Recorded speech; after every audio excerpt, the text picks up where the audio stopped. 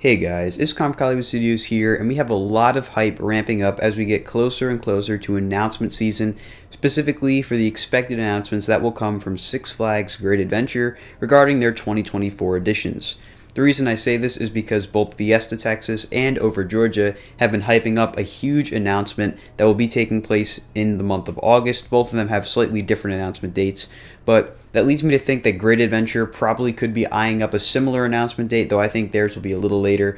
So, in anticipation of the announcement coming and teasers starting eventually, I'm going to be going over right now everything we know will likely be happening in 2024 at Six Flags Great Adventure.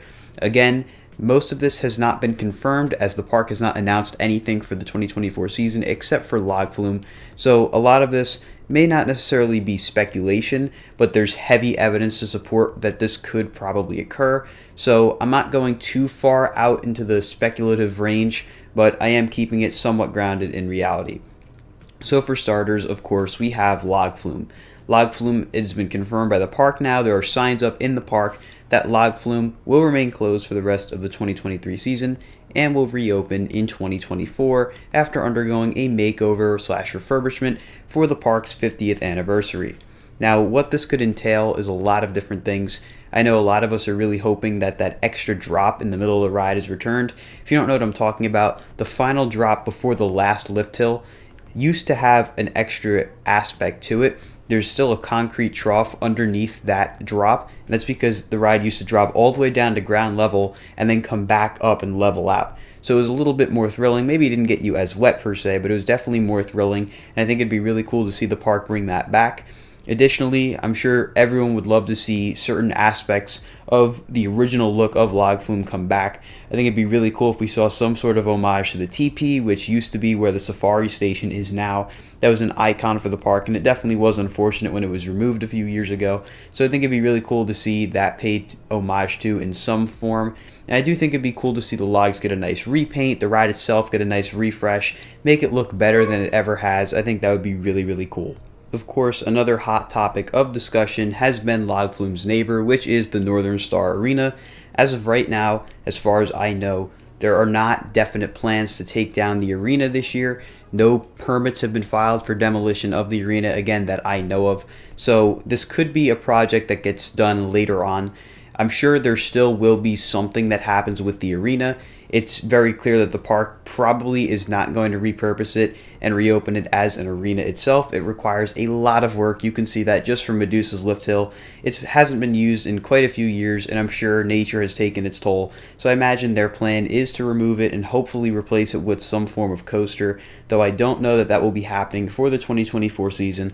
That is because we have a different spot to be looking for a coaster, and I'm sure if you guys have been following the channel within the past week or so, you know exactly where that is. That is the Metropolis / front gate area of the park, and personally, I'm really excited about this. It was clear to me that the new security entrance that was installed in 2022 was definitely part one of multiple parts that was going to be done to improve the entrance experience at Six Flags Great Adventure. And I think that the coaster may be part two to this whole idea of refreshing the entrance. And I think that could also include the ticket booths and the turnstiles themselves being replaced and updated, kind of similar to that of the security. And I think a coaster will definitely help with that. The footprint that we're looking at for this coaster is actually quite large. From what I understand, there are markers in the area where the Aftermath maze used to be, next to Justice League, where that walled off area is. There are markers back there. There's markers by the front gate. There's markers in the catering area. And there's markers even towards the start of that Cyborg path. Pretty much all the markers go around Cyborg. As far as I know, Cyborg will not be removed for this project, which I find pretty interesting. They're pretty much going to be building around Cyborg, judging off the looks of the markers and everything. So this is definitely a very exciting project. As for what kind of coaster, we really don't know enough information to be able to predict this quite yet. No permits have been filed, so we can't really check that. If I had to go based off of what I hope to see, I think it'd be really cool to see a dueling multi-launch coaster to pay homage to Batman and Robin the Chiller. I know that ride definitely was not the park's favorite just from a maintenance perspective because it was an absolute nightmare. It had a lot of downtime, a lot of issues, so I doubt the park really wants to go all in on that. However, beloved fans of the park definitely love that attraction and miss it. I know I'm a little disappointed I never got the chance to ride it, but that was so long ago. I'm glad I got to ride its sister coasters. They were great. And the whole theme and history behind that attraction is really, really interesting, and they can definitely do something really, really cool with that. Again, nothing is confirmed about this being a dueling coaster or even a launch coaster. For all we know, it could be a Peace-Getty family bolt coaster. It's very possible that could be the case too. Six Flags already bought 2 of them, and I imagine they bought more to get a bulk discount, so maybe Great Adventure will get one. I guess we'll see. But as more information and more rumors and things of that nature start to come out about the 2024 coaster, which I'm pretty sure we're all on the same page that it is probably going to be a coaster up there, I will keep you guys posted in separate videos to make sure that we can all be on the same page and follow the construction of this massive project. In addition to this, we can also be expecting numerous refreshes of certain areas of the park. I think the one we all know of is Nitro. It is very, very obvious that Nitro is going to be getting a repaint in time for the 2024 season. They already repainted the trains. 1 train is being repainted right now, so the 3 that are running are all with the fresh blue color scheme, and I imagine Nitro will be repainted blue and gray to match this new color scheme. Personally, I'm really glad that this is happening, as Nitro has been in desperate need of a repaint for a while. The purple and pink, or whatever the color is on the rails especially, has been fading, so it's going to be great to see it sporting a fresh new color scheme, especially one that's different than what it had. I think it's going to look really, really good, and once we start seeing some test paint, which I'm sure will show up very soon, I'll keep you guys posted. I'd imagine we could start seeing paint show up on the ride towards the end of the season, so stay tuned for that. It's going to be a very exciting project. And Nitro is probably not the only coaster to be repainted.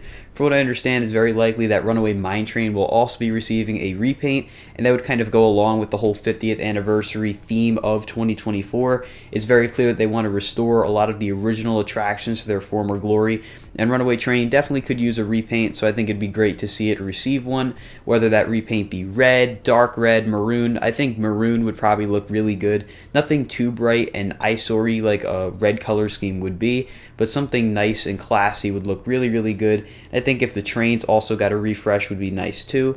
I think we could also expect to see something happen with other original attractions of the park. I'm sure a lot of us would like to see the Big Wheel restored to its former glory with a new light package being added, as well as a repaint. That ride would definitely look excellent at night with a brand new LED light package, similar to what we've seen Maury's Piers do in Wildwood. I also think it'd be cool to see Swashbuckler, which for those of you who don't know is actually an original attraction of the park. It opened as Super Roundup with a bluish color scheme, and you can actually see that color scheme peeping through underneath the red. I think it'd be really cool to see it rethemed back to the Super Roundup and painted blue to pay homage to the way it used to be. I personally just think that would be really, really cool. But I think all of the other original attractions of the park are in pretty good shape right now, so they wouldn't have to do too much. I do imagine that there's probably going to be a lot of just refurbishments all around the park in terms of making the park look better, whether that's replacing pathways, adding theming. I think overall the park wants to make Great Adventure the best it has ever been for the 50th anniversary, and I'm sure they will deliver. Another recent little thing that was noticed at the park is that at the parking tolls, they're actually adding gates. So what that tells me is it's possible that they're looking to reduce staffing needs at the gates. That way they can have pass holders drive right up, scan the pass at an automatic scanner, and then the gate goes up and lets you through. I think that would be a really great system and would definitely improve guest experience. It'd make it a lot faster, and it would reduce the need for staff out there who at some points throughout the day probably won't get much visitation because people will gravitate towards one as opposed to going towards all of them like they would in opening. So I think that would be a really, really good move overall. I think parking lot has definitely gotten much better this year than it used to be. They now have parking attendants directing you where to go.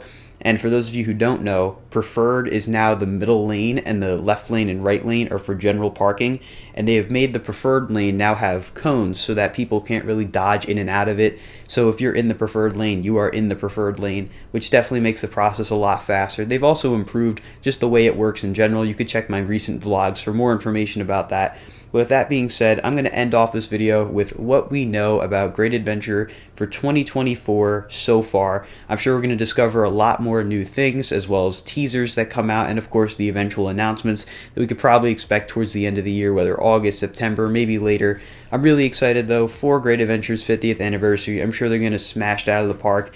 There's a really great team behind the park that really cares, and I'm really excited to see what they wind up pulling out for 2024. If you guys are excited about the 50th anniversary of Great Adventure, be sure to let me know down in the comments below what you'd like to see most.